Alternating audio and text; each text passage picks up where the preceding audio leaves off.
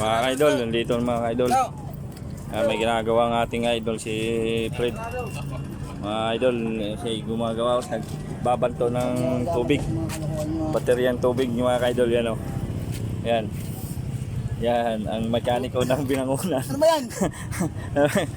At saka ito yung mga tropa mga idol, yan o. Yan. Manonood kayo sa aming channel, sa kay Nilson Anasco TV channel. Ayan.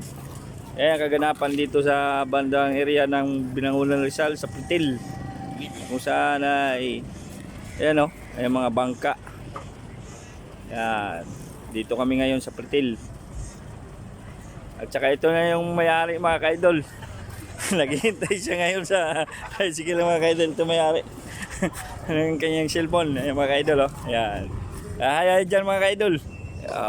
Ayan. Maraming salamat sa panonood mga ka-idol.